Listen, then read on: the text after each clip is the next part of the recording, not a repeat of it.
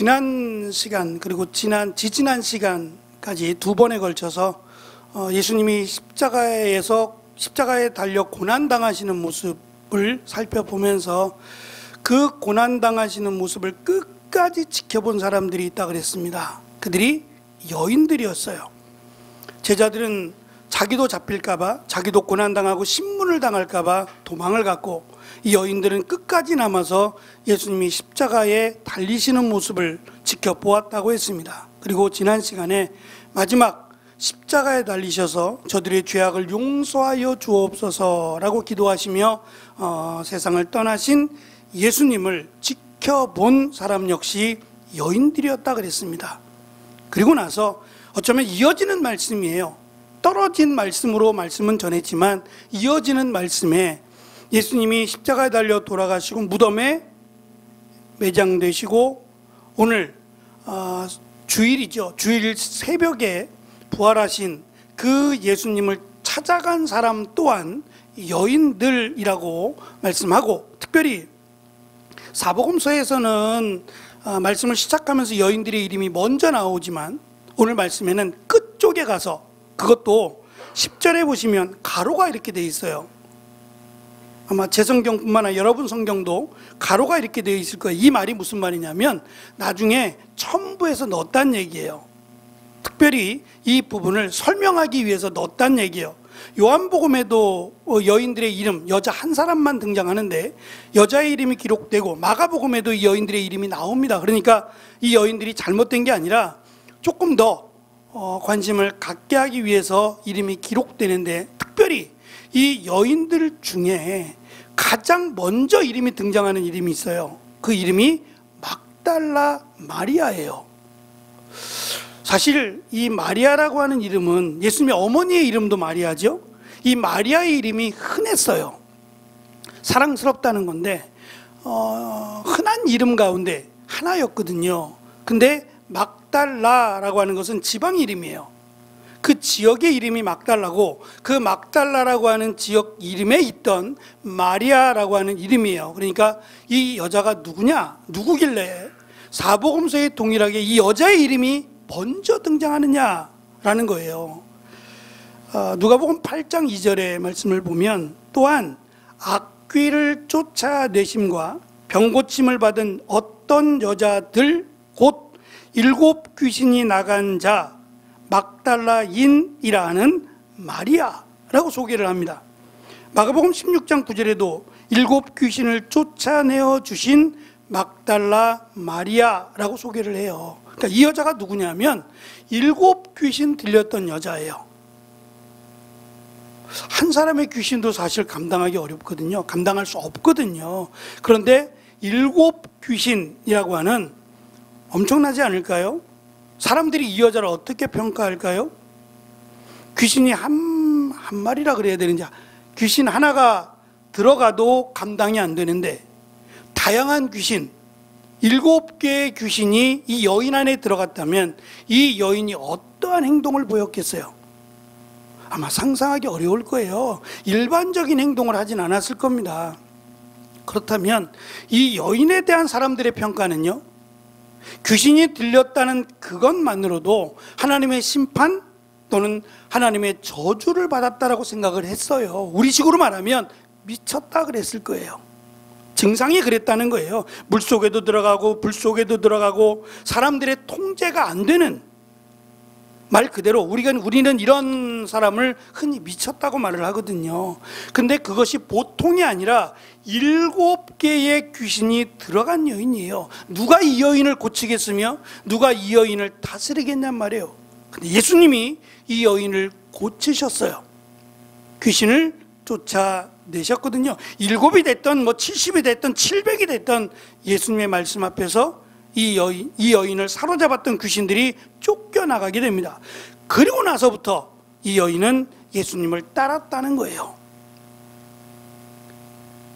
자신의 삶을 예수님을 위해 살겠다 하며 갈릴리에서부터 여기까지 이 여인은 따라왔다는 거예요. 그러니까 이 여인이 워낙 병고침을 받기 전에도 유명했지만 고침을 받고 나서 이 여인의 삶은 완전히 달라졌어요. 누가 봐도 이 여인은 제자라고 할 만한 여인인데, 문제는 이 과거라고 하는 것들이 따라다닌다는 데 문제예요. 이 여인의 삶에 있어서 과거를 지우고 싶지 않겠어요? 누구라도 귀신이 나에게 들어와, 그럴 사람이 어디 있겠어요? 근데 사람들의 평가는 이 여인이 어떠한 죄를 졌길래 라고 생각을 한단 말이죠. 문제는 지금이잖아요. 현재 7개의 귀신, 7귀신이 들어갔다는 게 중요한 게 아니라 예수님의 은혜로 고침을 받았다는 게 중요한데, 사람들은 과거를 잊지 못하고 이 여인이 전에라고 하는 생각을 갖고 있단 말이에요. 근데 이 여인은 과거에 자신이 7귀신이 들렸다라는 것보다 지금 내가 예수님을 위해 살겠다는 것이 훨씬 소중하게 여기고 살았다는 거예요. 그래서 이 여인이 예수님의 고난받으심, 그리고 예수님이 십자가에 달려 죽으시고 부활하심을 처음으로 경험하는 마치 부활의 증인으로 이 여인이 성경에 기록되고 있다는 점입니다. 이스라엘의 시간 개념은 우리하고 조금 달라요. 우리는 12시가 넘어가면 그 다음 날이 되죠. 오늘 12시, 낮 12시 말고 저녁 12시가 넘어가면 우리는 월요일이라고 여기잖아요. 이스라엘의 시간 개념은 저녁 6시가 넘어가면 그 다음 날이에요. 저녁 6시가 넘어가면 그 다음 날로, 그러니까 금요일 오후 3시에 예수님이 돌아가셨거든요. 그럼 금요일이에요. 그리고 3시간이 지나서 금요일 저녁 6시가 넘어가면 토요일이 되는 거예요. 시간 개념이 그렇다고요. 저녁 6시가 넘어가면 그 다음 날로 생각을 했으니까 금요일 날 오후 3시에 돌아가시고 주일날, 토요일이 지나서 주일날 새벽에 부활하셨어요. 과연 이들에게 있어서 제자들뿐만 아니라 예수님을 따라다녔던, 어쩌면 제자들보다 더 예수님을 섬겼던 사람들이에요. 과연 이 여인들은 이 3일 동안 예수님이 죽으시고 부활하심을 믿지 못했으니까 이 3일 동안 예수님의 장례를 준비하기 위해서 예수님이 십자가에 달려 죽으시고 그 3시간 간격 사이에 여인들은 향품을 사러 갔다고 했어요. 그 향품을 사러 간 이유는 예수님이 갑자기 잡히시고 돌아가셨기 때문에 예수님의 장례를 제대로 치를 수 없었어요. 왜냐하면 3시간밖에 안 남았어요. 안식일에는 장례를 치를 수 없으니까 그 전에 예수님이 3시에 돌아가시고 약 3시간 간격 사이에 십자가에 달린 예수님을 내리고, 그리고 시신을 정리해서 무덤에 넣기까지는 시간이 너무 촉박했어요. 그러니까 향품을 바를 여유가 없이 그냥 무덤에 넣었단 말이에요. 그러니까 이것을 안타까워했던 이 여인들이 자신들이 가진 모든 것, 심지어는 향품이 비싸요. 향이 진해야 되잖아요. 시신에 바른다는 것은 그 향 자체가 진하다는 얘기예요. 강해야 되지 않겠어요? 그 향품들이 고급이었다고요. 비쌌기 때문에 아마도 자기가 가지고 있는 것이 없었다면 빌려서라도 이 향품을 샀을 거란 말입니다. 어쨌든 급하게 이 여인들은 시장에 가서 저녁이면 문을 닫으니까 급하게 안식일이 되기 전에 향품을 사러 갔을 겁니다. 그리고 준비한 향품을 가지고 이 새벽에 무덤에 갔어요. 그런데 우스꽝스러운 일이 뭐냐면 아리마대 요셉이라고 하는 사람 자신의 무덤인데 그 무덤이 동산이에요. 동산에 무덤을 갖고 있었다는 얘기는 부자란 얘기입니다. 이것이 개인 무덤이 될 수도 있고 가족묘가 될 수도 있어요. 그러니까 한 번도 사용하지 않은 이 언덕과 같은 무덤에 이미 준비된 무덤인데 그 무덤에 돌로 막혀 있었다 그랬어요. 보통은 개인적인 무덤들은 보통 이렇게 우리 같으면 땅을 파는데 그들은 땅을 파는 게 아니라 벽을 뚫어요. 벽이 뚫려요. 그러니까 깨지지 않고 파이는 돌이에요. 그래서 들어가서 땅굴을 파듯이 굴을 파고 한 사람 정도만 들어갈 정도의 공간을 파고 들어가서 한 사람의 시신을 누일 공간만 만들면 돼요. 그리고 시신을 누이고 구멍에 따라 나온 다음에 그 조그만한 구멍을 막으면 돼요. 막는 이유는 이 들짐승 때문에 그래요. 들짐승들이 시신을 훼손하기 때문에 그것을 막기 위해서 자그마한 돌로 무덤을 막아놔요. 이게 무덤이에요. 그리고 또 다른 구멍을 파서 무덤을 만드는 거예요. 근데 이 무덤은 한 사람이 겨우 들어갈 만한 구멍이 아니라 그냥 서서 들어갈 만큼의 큰 구멍을 만들어 놨고 거기에 큰 돌로 막아놓은 거예요. 여인들이 요한복음에 보면, 마가복음에 보면 이렇게 이야기해요. 무덤을 향해서 가면서 이 여자들끼리 하는 말입니다. 누가 우리를 위해서 무덤 문에서 돌을 굴려줄까? 왜냐하면 이 돌을 임봉을 해버렸어요. 도장을 찍어서 이 돌에다가 붙여놓은 거예요. 함부로 무덤의 문을 열지 말라는 거예요. 왜냐하면 예수님이 부활한다고 얘기를 몇 번 했거든요. 그러니까 제자들이 예수님의 시신을 몰래 가져간 다음에 예수님이 부활했다고 말할까봐 그것을 못하게 하기 위해서 봉인을 해버렸어요. 도장이 찍힌 돌을 이렇게 붙여놓고 돌을 굴리면 종이가 찢어지지 않겠어요? 그래서 문제 삼지 못하도록 또 이 파수병들을 24시간 그것을 지키도록 그렇게 해놨단 말입니다. 그러니 누가 근처에 갈 수 있겠어요? 아무도 근처에 갈 수 없고 또 이 무덤의 무덤을 막았던 돌이 무거워요. 사람도 들어갈 수 있을 정도의 크기라면 이 돌이 얼마나 크겠어요? 여자들이 무슨 힘으로 이 돌을 굴리겠어요? 그럼에도 불구하고 이 여인들은 누가 굴려줄까? 부탁이나 해볼까? 어찌 보면 준비되지 않은 상태로 가는 거예요. 아니면 남자들을 좀 데리고 와서 무덤의 문을 굴리라고 하든지 해야 되는데 이건 안 되는 거예요. 굴릴 수가 없어요. 그 사람들이 가만히 있겠어요? 무덤을 지키던 병사들이 그래요? 그러면 굴리세요 라고 하면 비켜주겠어요? 말도 안 되죠. 그러니까 전혀 준비가 안 된 상태로 어찌 보면 어리석죠. 자기들이 가서 뭘 어떻게 할 수 있겠어요. 그런데 그 여인들의 마음은 예수님의 시신에 향품을 발라야 된다라고 하는 이거 하나밖에 없는 거예요. 근데 향품을 발랐나요? 써보지도 못한 거예요. 이미 갔을 때에는 무덤을 막았던, 무덤의 입구를 막았던 돌이 옆에 굴러가 있었어요. 오늘 성경에도 보면 굴려 옮겨진 것을 보고 이렇게 되어 있습니다. 이 말은 누가 옮겼다는 거예요. 누군가가 이 돌을 굴려서 옮겨 놓았다가 되는 거예요. 누가 옮겼어요? 병사들이 옮길 리도 없고 이미 갔을 때 병사들은 놀래서 사라져 버렸어요. 지진이 일어나서 돌이 움직인 거예요. 제자들이 거기다가 죽겠다라고 하는 생각에 다 피했던 것 같아요. 그리고 이미 무덤을 막았던 돌은 굴려져서 옆으로 가 있었어요. 그래서 여자들은 그 무덤에 들어가 보니까 정작 예수님이 계셔야 될 예수님의 시신은 온데간데 없는 겁니다.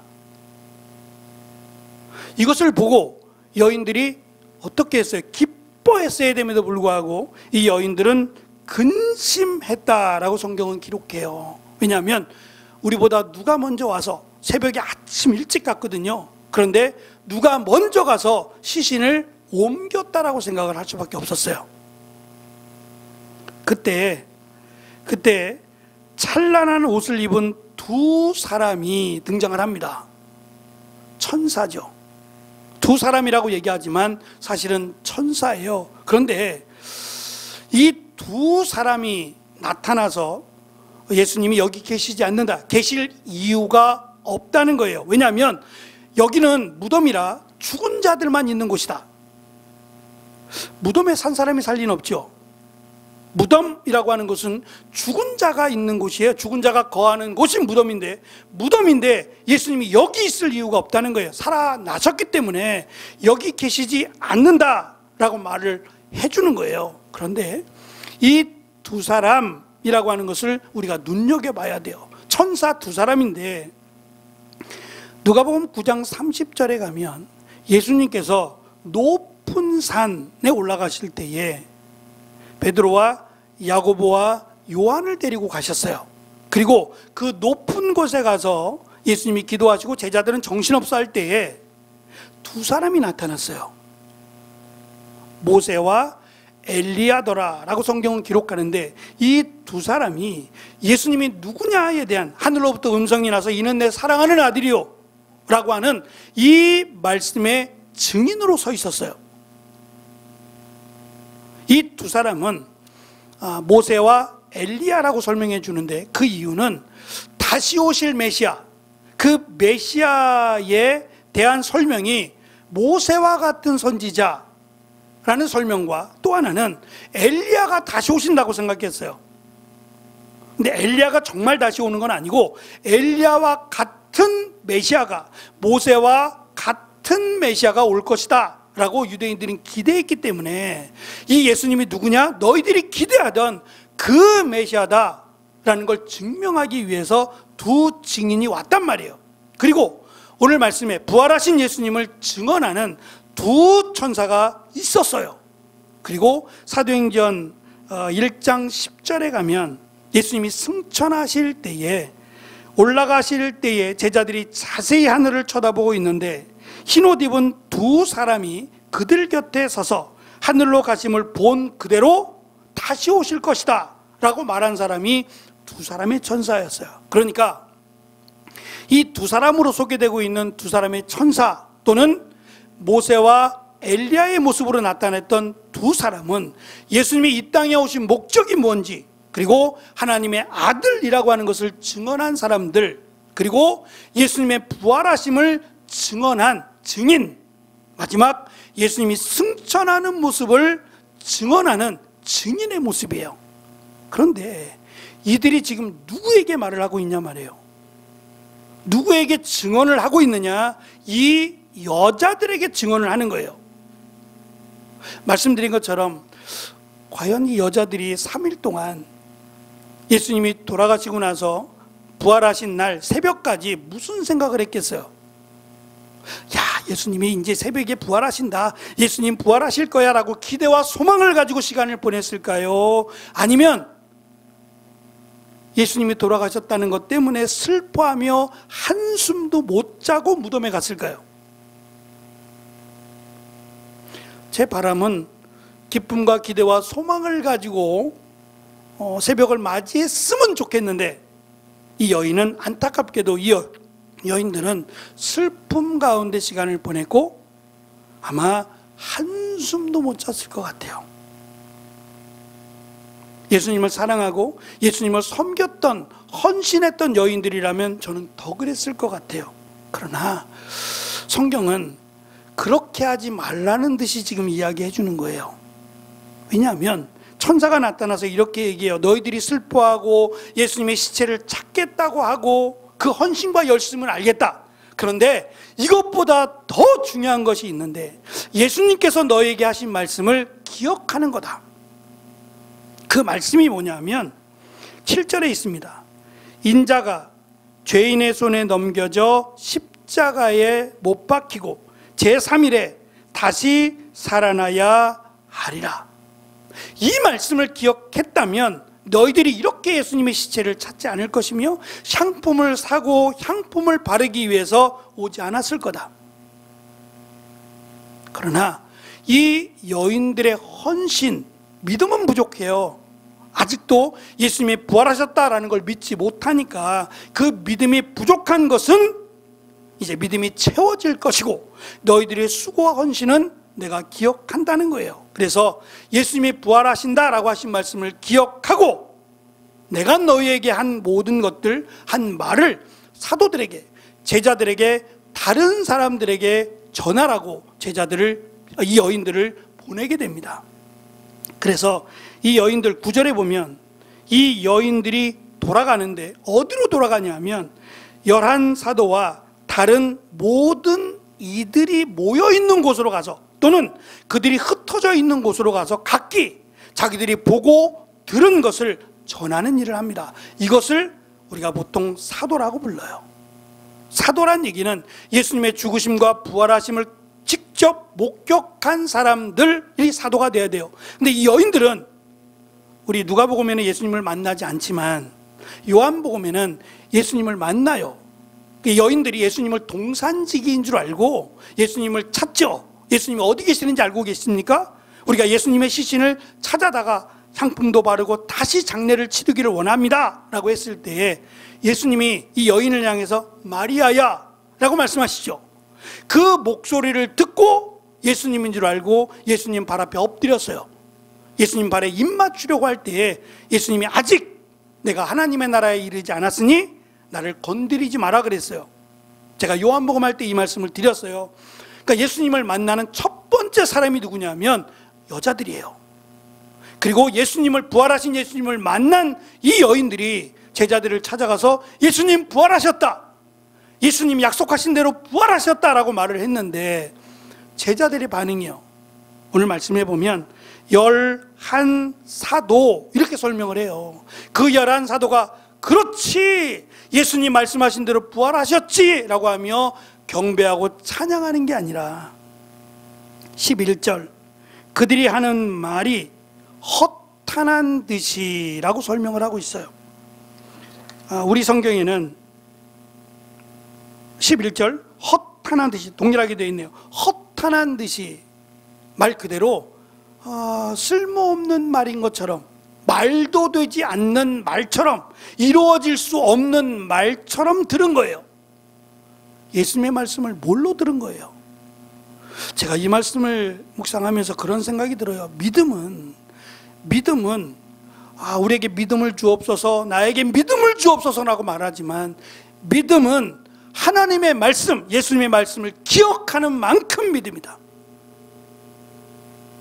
우리의 믿음은 세상과 달라요. 세상은 무언가를 믿는 걸 믿음이라고 말해요.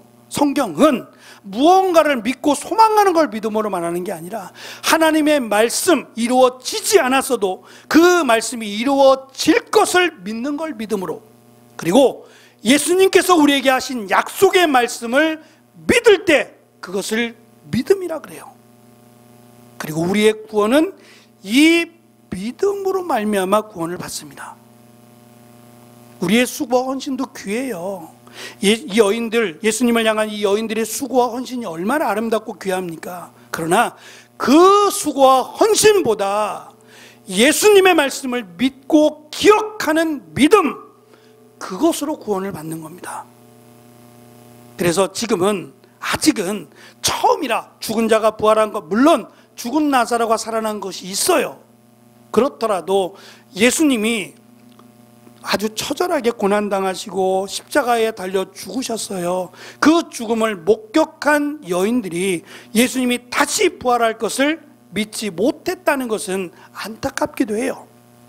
그러나 이후로는 부활하신 예수님, 그리고 승천하신 예수님이 다시 오실 것을 믿었다고 저는 확신합니다. 그리고 우리도 동일한 믿음을 갖고 있어요. 예수님의 죽으심, 예수님의 부활을 목격하진 않았어요. 본 사람은 여기 아무도 없어요. 아무도 안 봤거든요.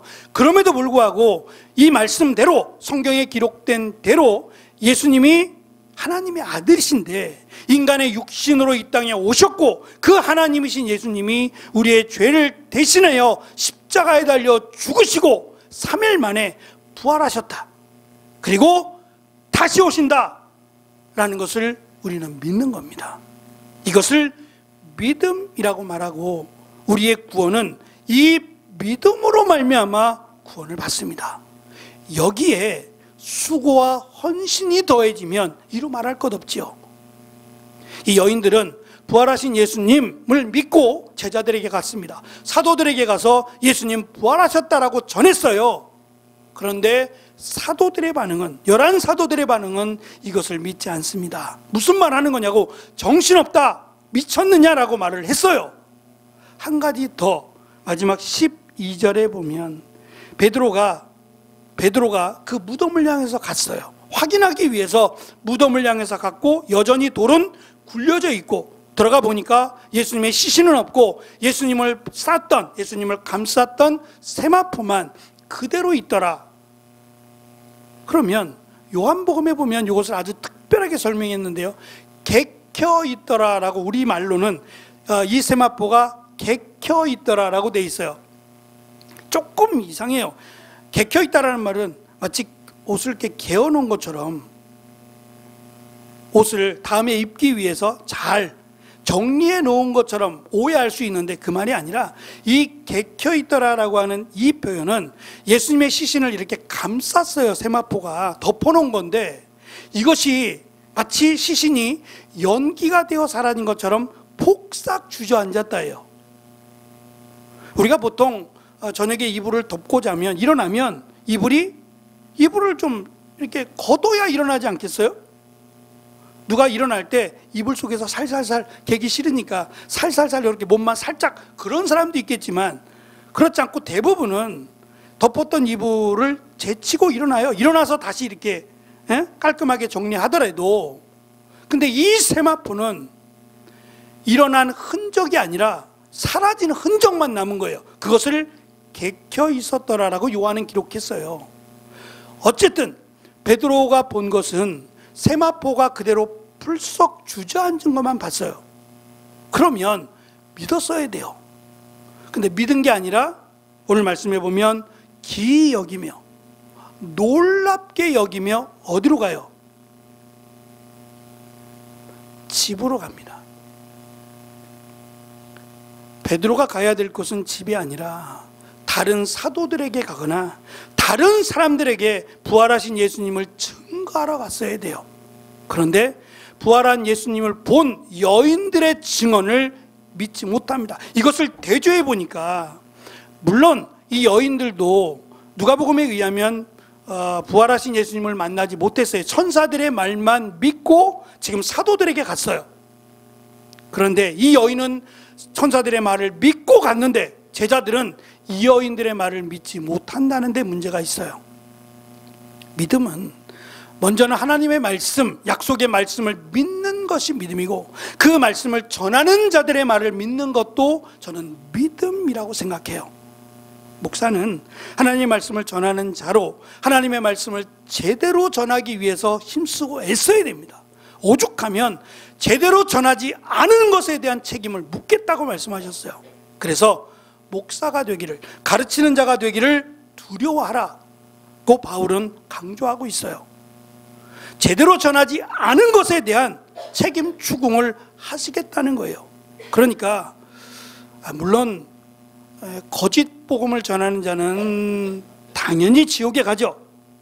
그런데 그냥 간다고 말씀하지 않고 더 혹된 하나님의 심판이 있을 것을 말씀하고 있어요. 이건 가봐야 알겠지만 어쨌든 가르치는 자는, 하나님의 말씀을 전하는 자는 두렵고 떨리는 마음으로 하나님의 말씀을 말씀으로 전하기 위해서 힘쓰고 애써야 하고, 이 전한 말씀을 듣는 성도들은 이 말씀이 하나님의 말씀이다 라고 믿으면 그 믿음으로 살아내야 합니다.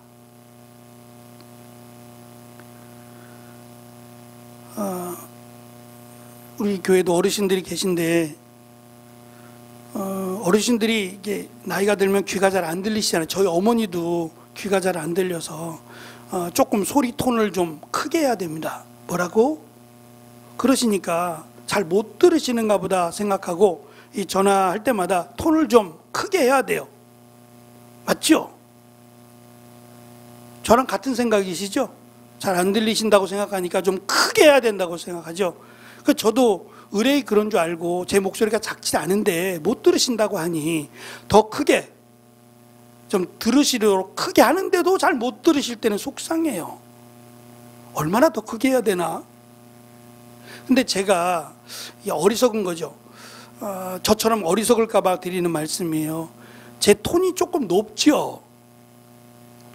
제 목소리 톤이 조금 높아요. 허스키한 것도 있지만 약간 솔톤이에요. 그 장점도 있어요. 장점도 있지만 단점도 있어요.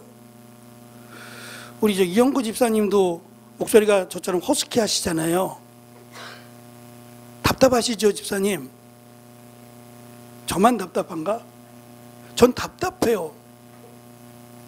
저는 제 소리가 솔직히 답답해요. 왜냐하면 그냥 편하게 나가지 않고 조금 힘들어요. 그러니까 조금 더 크게 하면 더 힘들어요. 근데 이게 저는 나름대로 힘쓰고 애쓰는 거예요. 상대방을 배려한다고 조금 크게 하는 건데 상대방이 듣기엔 왜 짜증내지? 이렇게 들어요. 짜증내는 게 아니라 크게 하는 거예요. 앞으로 그렇게 이해해 주세요. 짜증내는 게 아니라 크게 하는 거예요. 근데 저희 어머니가 이제 나이가 들면 잘 안 들리시니까 TV 볼륨도 커요. 그런데 저는 톤이 높고 그러면 더 잘 들으신다고 생각했어요. 제가 목소리 톤이 높고 하니까 크게 하면 더 잘 들으시겠지라고 생각을 했는데 그게 아니라네요. 중저음이 더 잘 들린대요.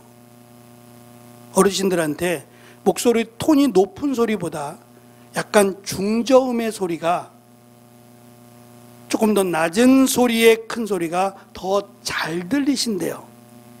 그러니까 제 소리가 안 들렸던 게 맞는 거예요.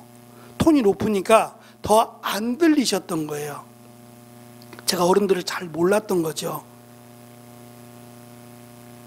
이게 누구한테 들은 얘기니까 정확한 이야기니까 그래서 크게 할 때에는 목소리를 높여서 크게 하지 말고 목소리 톤을 좀 낮춰서 크게 해야 어른들이 잘 들으신다는 거예요. 어찌됐든 크게 한다는 얘기는 중요한 얘기를 한다는 얘기예요. 꼭 들어야 될 얘기를 할 때에는 톤을 높이거나 소리를 좀 크게 하는 경우죠. 그런데 베드로는 이 기쁜 소식을, 예수님이 부활하셨다라고 하는 기쁜 소식을 집으로 가져가요. 먼저 사랑하는 가족들에게 전하고 그 다음에 이웃들에게 전하기 위해서일까요? 그 말을 하자는 게 아니겠죠. 이 기쁜 소식을 왜 집으로 가져가냐고요. 확신이 없어요. 예수님의 3년의 사역, 물론 성령을 받고 나서 제자들은 완전히 변해요. 베드로의 모습이 지금은 실망스럽지만 앞으로 사도행전에 기록된 사도들의 모습은 정말 놀랍습니다. 감옥에 들어가서도 믿음으로 자고 있는 베드로의 모습을 보면 이야, 이렇게 변할 수가 있어 라는 생각이 들 정도로 기대가 됩니다. 어쨌든 우리의 믿음이 예수님을 직접 만난 건 아닙니다만 우리의 믿음이 예수님이 십자가에 달려 죽으심과 부활하심과 승천하심 그리고 다시 오심을 믿는 믿음이 되지 않으면 복음을 향한 열정도 없을 뿐만 아니라 다른 사람에게 이 구원의 복음을 전할 수 없다라는 점을 기억해야만 합니다. 한 번도 예수님을 본 적은 없지만 우리의 믿음은 믿는 믿음입니다. 보여달라고 기도해봤자 볼 수도 없어요. 그렇게 해서 보여줄 거면 예수님이 지금도 많은 사람들에게 나타나셔야 돼요. 안 나타나시잖아요. 왜냐하면 말씀을 믿지 못하면 기적을 봐도 믿을 수 없거든요. 제일 중요한 것은 요한복음 끝에 기록된 대로 보고 믿는 것보다 보지 않고 믿는 자가 더 복되다라고 하는 말씀처럼 우리의 믿음은 눈으로 확인되어서 믿는 믿음이 아니라 예수님의 말씀, 이 말씀이 곧 하나님이심을 믿고 믿는 믿음입니다. 그래서 우리가 들은 이 말씀, 예수님께서 부활하셨다라고 하는 이 기쁜 소식을 사랑하는 가족들에게 뿐만 아니라 우리 이웃들에게 자신 있게 전하는 믿음의 삶을 살아가는 빈 무덤의 증인인 여인들처럼 예수님의 부활을 증언하는 우리 모두가 되시기를 간절히 축원합니다. 기도하겠습니다.